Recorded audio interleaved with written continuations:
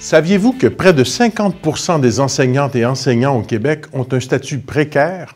Ces données sont nettement supérieures dans les secteurs de la formation professionnelle et de l'éducation des adultes. Mais peu importe le secteur d'enseignement, le défi reste de taille pour ces professionnels méconnus et qui travaillent trop souvent dans l'ombre. Tu peux faire facilement dans le système 8, 9, 10 ans sans espoir d'aller vers un poste intéressant et intéressant en pourcentage. Et encore là, souvent, c'est des pourcentages.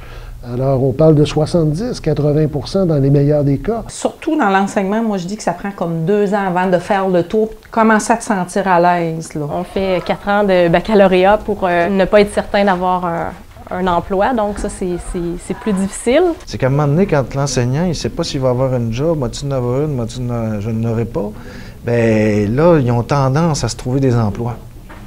Donc, les derniers de liste, on les perd souvent. On est toujours sur le qui-vive. Moi, à partir du 30 juin, j'ai plus de paye, donc je dois faire des demandes au niveau du chômage. Je suis là depuis 3 ans, mais je suis la personne la plus stable dans l'école. À part une enseignante de maternelle, on est là, on revient depuis 3 ans. Puis tout le personnel change.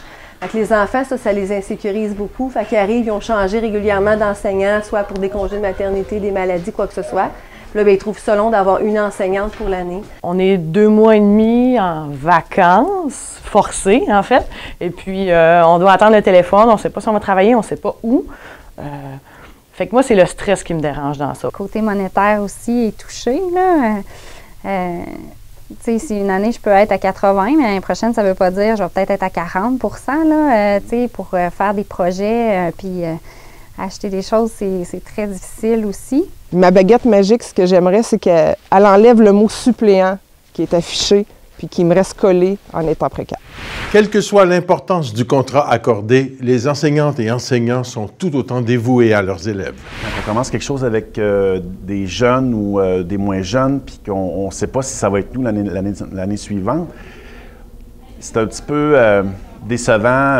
On aimerait ça les voir compléter, on aimerait ça les voir se dépasser, on aimerait ça les voir s'accomplir. Une fois qu'on a nos 1200 heures de suppléance d'accumuler, donc c'est environ 2 ans et quelques mois environ, on est sur une liste, puis on attend que l'entonnoir se rende à nous, c'est comme un entonnoir, alors on commence dans les centièmes, puis on descend jusqu'à temps. Alors plus que le temps, les années avancent, plus que les contrats deviennent intéressants pour nous.